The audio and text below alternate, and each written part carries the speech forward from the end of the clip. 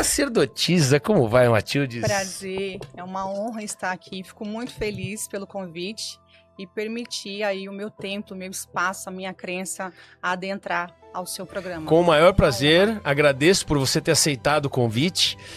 Nós tivemos a oportunidade de conversar um pouquinho antes de começar o programa. E eu acho importante, a gente vai abordar diversos assuntos, inclusive como tema principal, Sim. Dianos ou Lúcifer. Qual é essa, se existe diferença, Os etc. nomes temidos, né? Então, vamos entender isso, quero conhecer sobre a sua trajetória, como tudo começou. Começar com a sua trajetória. Você é luciferiana? Eu sou luciferiana. Como funciona essa história de você dizer sou luciferiano? Existe assim, sou luciferiano, mas também satanista. Ou sou luciferiano e também sou cristão. Não. Como é dizer sou luciferiano, cravar, bater no peito? Pergunta difícil, hein? Pois é. Olha só. Antes de responder essa pergunta, eu acho que eu vou contar um pouquinho da minha história para você e da minha trajetória, que eu acho que vai emendando uma coisa na outra e aonde chegou o luciferianismo, né? Porque a princípio, quando eu fui procurar a egrégora luciferiana, eu saí da minha casa disposta a adentrar um templo. E eu achei que quando eu chegasse naquele templo, eu ia falar com capiroto. Eu saí da minha casa, falei, nada deu certo, eu já tentei de tudo nesta vida, passei dificuldades, eu vou contando. Mas assim, quando eu saí da minha casa, eu fui lá e falei, já que este Deus, que eu sempre pedi, nunca atendeu as minhas necessidades, nunca me ajudou, eu tô cansada desse sofrimento, tô cansada de contar moedas, tô cansada de passar dificuldades. E aí saí em busca de procurar o tal temido diabo, demônio, capiroto. Foi por desilusão, então. Exatamente. Eu vim de uma família evangélica, né? Tanto da parte do meu pai como da minha mãe. Mas a gente sempre foi muito criado com a família da minha mãe. Porque a família do meu pai, eles eram de Minas. E minha mãe morava em São Paulo, mora ainda em São Paulo. Então a gente veio de um berço evangélico onde a minha avó, mãe de minha mãe, ela era uma pessoa extremamente médium, vidente, mas ela servia ao Deus dela. Hoje, analisando as diferenças e entendendo, então lá tinha imagem de Deus, até então que ela falava que era o Xalá, mas era né, um senhor ali com os braços abertos, tinha cruz, tinha santos da Igreja Católica. Então ela falou, aqui é Umbanda. Mas, do outro lado, ela falou, eu tenho algo voltado à bruxaria, foi o termo que ela usou para mim. Ela falou, e aqui eu cuido de outras forças, que com o passar do tempo você também vai passar a cuidar. E aí ela falou, aqui eu cuido da esquerda, aqui eu cuido de Exu, aqui eu cuido de Pombagira, aqui eu cuido... Aqui, ela disse, é a minha quimbanda. Passou um certo tempo, período de mais ou menos uns 6 meses, teve uma gira de Exu e Pombagira. Aí eu incorporei ali, naquele processo, e ela falou depois, porque existiam pessoas que ficavam cambonando, né, dando toda aquela assessoria, e ali depois ela disse, olha, você precisa passar pelos processos iniciáticos dentro da quimbanda, você é uma bruxa, eu não vou poder cuidar de você muito tempo, mas você precisa entender que aqui existe uma outra porta. Não é somente a igreja evangélica, a igreja católica, o kardecismo, a Umbanda. Aqui existem outras forças, só que eu vou poder cuidar de você até aqui, porque eu já estou com uma certa idade e a minha missão já está encerrando. Aí passei pelo processo dela junto da quimbanda, comecei a cuidar de Exu, comecei a cuidar de Pombagira e as coisas começaram a se acalmar, se neutralizar. Só que em um determinado momento, uma filha dentro da casa dela falou, olha, eu frequento o candomblé, tem o culto dos orixás, tem as divindades, você sabe o que é isso? E aí a gente é curioso. Falei, dona Eli, eu posso ir? Ela falou, fica à vontade, fica à vontade. E aí eu comecei a ir para o candomblé, aonde eu cheguei, eu me deslumbrei, eu vi os orixás, peguei o amor.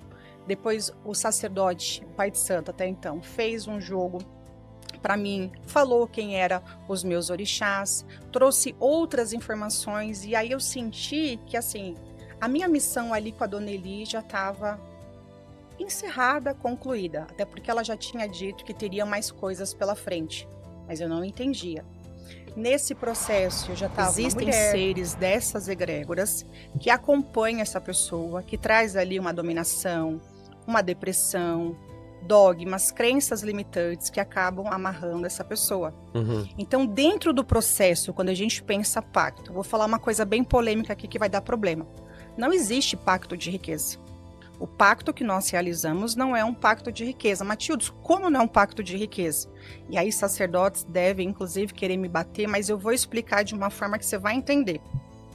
Quando eu vendo ou eu faço um pacto de riqueza para o Raul vai entender o quê? Eu vou fazer o pacto e amanhã eu vou ficar rico. Amanhã não necessariamente, mas em algum momento próximo é o que eu espero. Você vai ficar rico, certo? Se é de riqueza. Se é um pacto de riqueza, a pessoa sai dali acreditando do que forma. Vou fazer esse ritual, dali 6 meses a 1 ano no máximo, de repente eu tô rico. Só que quando a gente pensa em algo, riqueza, materialização das coisas, a gente precisa ter o quê? Uma questão de trabalhar, correr atrás, claro. se movimentar e fazer o negócio acontecer. Porque senão, não vai acontecer. Claro, eu quero ganhar na loteria, mas eu não comprar o bilhete, não adianta nada. Não vai adiantar nada. Eu não tenho o hábito de me vitimizar. Quem fica se vitimizando, coitadinho, que eu sempre sofri, que eu sempre fui traído. Cara, para com isso. Exatamente. Chacoalha e... Chacoalha, sai de Nárnia, volta pra terra pelo seguinte. Você pode ter decepções, sim. Mas em algum momento, você deu liberdade para aquilo acontecer. Você foi ingênuo, então assim, assuma os seus erros, pega essas experiências negativas, aprenda o que você não deve fazer, porque hoje, lugares que eu passei, eu sei exatamente e agradeço esses lugares negativos, porque hoje eu sei exatamente o que eu não devo fazer, o que eu não devo ser. Então essas experiências negativas me lapidaram como uma pedra bruta para que eu pudesse me tornar quem eu sou hoje. E tá tudo bem sobre isso. Porém, o que é importante, e eu falo para as pessoas quando a gente entende essa questão de espiritualidade. Eu quero que o meu guia, eu quero que o meu daimo pessoal, eu quero que minha pombagira apareça, materializa para mim e me fale o que eu tenho que fazer. É uma coisa muito complexa e a própria espiritualidade explica algumas coisas, não como uma verdade absoluta. A gente já vem de outras vidas, com alguns canais, com alguns acessos, com algumas aberturas. Nem todo mundo está preparado para uma possessão, que é aquele momento que aquela energia incorpora ali em você e você não sabe absolutamente nada.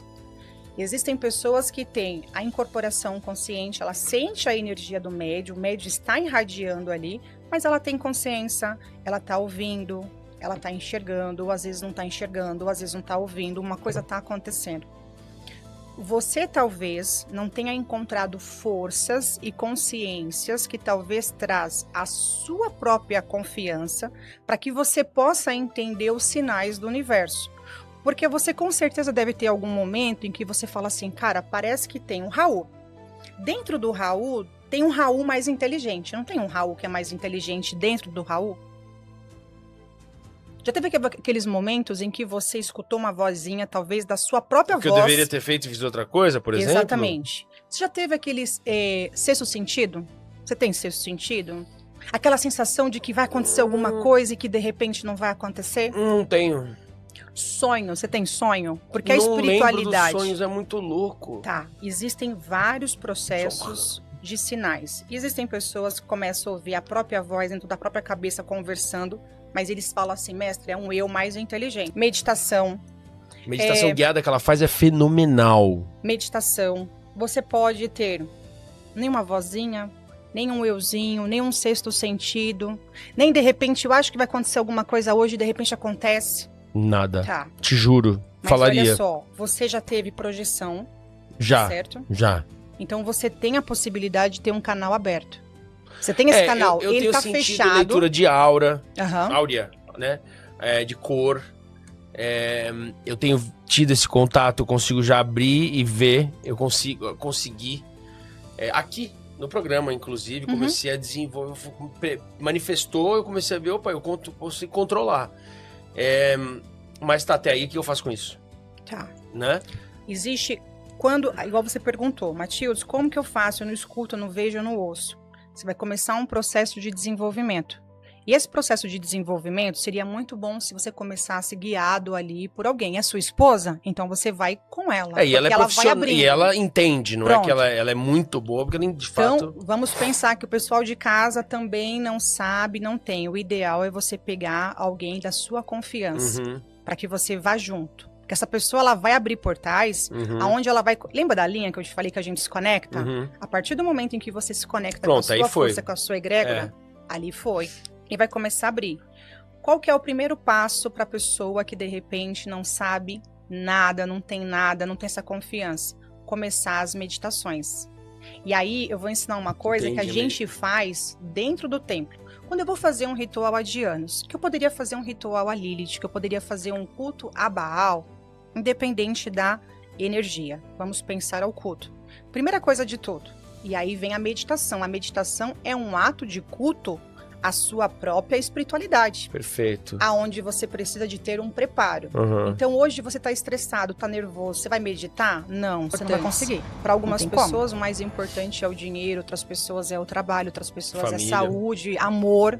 Exatamente. Para outras pessoas é espiritualidade, porque existe uma guerra ou guerras entre egrégoras, forças. A pessoa não tem conhecimento, a pessoa passa às vezes preso dentro de uma igreja a vida inteira, sofrendo, pensando na existência de outros seres e outras forças, mas por falta de conhecimento, essa pessoa não consegue atingir ou alcançar os seus objetivos.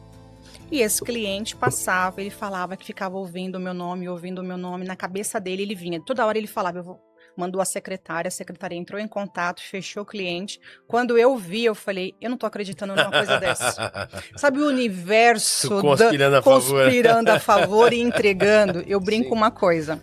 Tudo aquilo que de algum modo foi me roubado ou foi tirado, a egrégora luciferiana, ela movimenta de anos é a luz. Ele traz assim ó, o que é e o que não é. Esses luciferianos ficam me tentando a cada episódio, é surreal. Olha, eu quero que você só conheça o oráculo. A partir dali você fala se isso faz sentido, se não faz sentido. E depois eu também quero que você diga ao vivo. Matildes, foi uma bosta, isso não funcionou. Tá. Matildes, isso fez sentido, você trouxe informações que eu nunca revelei pra ninguém. Talvez nem eu queira falar, porque talvez sejam os meus próprios demônios internos. E aí foi quando eu peguei e falei, vamos resolver o problema do Ifá. Quer saber de uma coisa? Agora cansei. Foi quando eu me revoltei. Estava com uma empresa. Aí nesse processo eu já estava com uma minha empresa montada. Minha empresa, nesse processo todo, isso é da vida espiritual. A vida pessoal, a empresa perdendo, devendo mais de 5 empréstimos, porque tudo isso, ainda tem os detalhes. O sacerdote ficava toda semana, você tem que fazer tal ritual, porque você tem que alimentar agora Exu, você tem que alimentar agora Oxum, você tem que alimentar Oiá, você tem que alimentar... Olha... De Exu a Oxalá já tinha alimentado todo mundo. Todos os ebós. Devendo para todos os bancos. Eu cheguei a dever praticamente mais de R$1 milhão na praça. Não é que eu peguei R$1 milhão. Entendi. Você pega 100 no banco, tudo, quando você vai ver... 300. Aí você pega mais 50 mil de outro banco. Eu falei, acabou. A ponto de eu virar pro meu marido e falar assim, cara, a gente vai tirar a nossa vida. Porque assim, a gente já não tem mais o que fazer na época. E foi Lúcifer que fez com que eu tirasse esse pensamento. Isso é uma coisa séria. Nós chegamos a pensar nisso. Por quê? Passando dificuldade em casa, com a vida espiritual mais bagunçada do que tudo nessa vida, perdendo o cliente, perdendo a empresa, devendo pessoas, não tinha crédito no mercado, eu já não tinha mais para quem pedir dinheiro emprestado, porque aí...